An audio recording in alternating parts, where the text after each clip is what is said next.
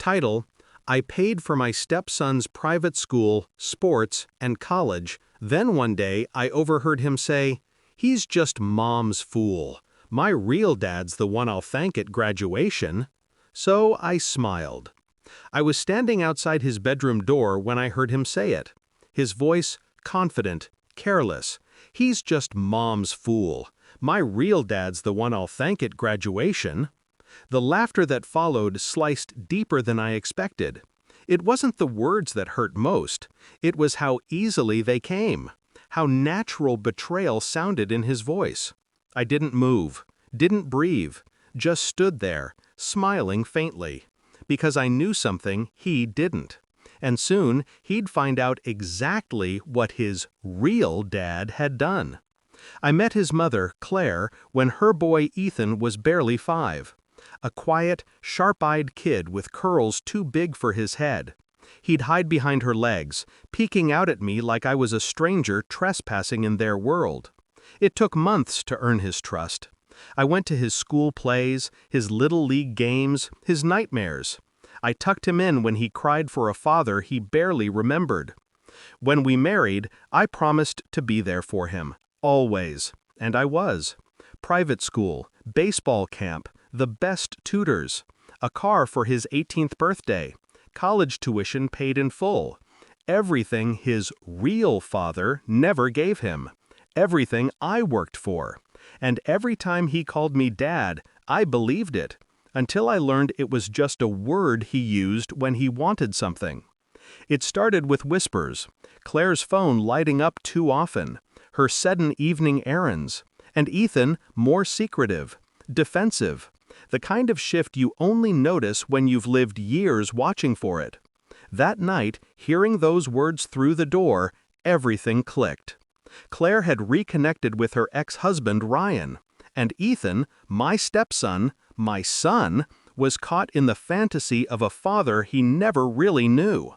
Later that week, I accidentally overheard a call. Ryan was bragging about how he'd been back in Claire's life, about how Ethan finally knew who his real dad was. And Claire laughed. Soft, guilty, familiar. I sat there in the dark, a glass of whiskey untouched, listening to the life I built crumble piece by piece. Pain has a way of clearing the mind. I didn't rage, didn't shout. I planned. I started small. Passwords, accounts, hidden files.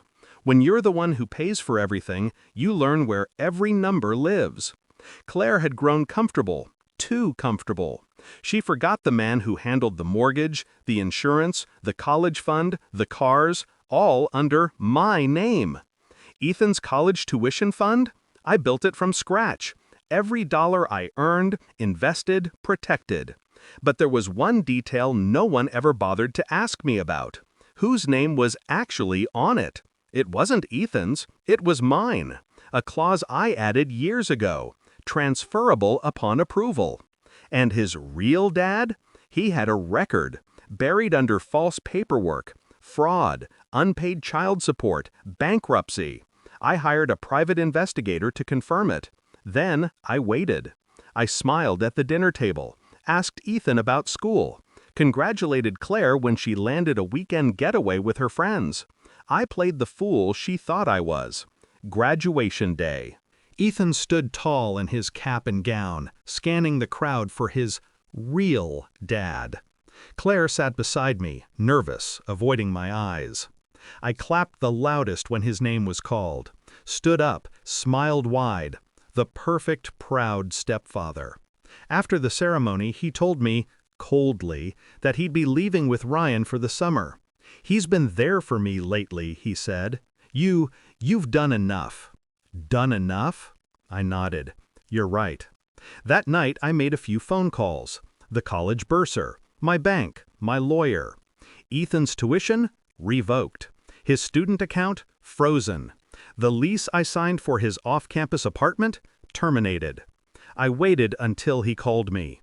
Panicked. "What the hell, Dad? My tuition's gone." "The school says the account's under your name." I cut him off, calmly. "Ask your real dad to handle it." a silence so heavy it hummed. He stammered something about mistakes, about Claire's promise. "She didn't know," I said. "None of you did." "That's the thing about fools, Ethan. You only notice them when the strings stop moving." Ryan's past surfaced soon after. A background check flagged his financial history. The school refused to take payments from him. Then the police called. His new business was tied to a tax investigation. Claire's savings? Drained. Her credit? Frozen. Their dream of starting over? Dead before it began. And Ethan, he was left standing in the wreckage, realizing every comfort, every safety net he'd had was one I had built.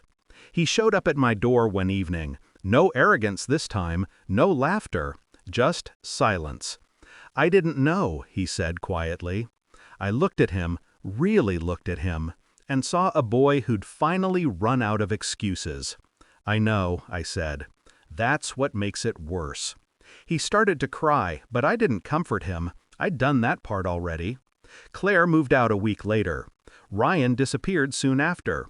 Last I heard, he was negotiating with prosecutors.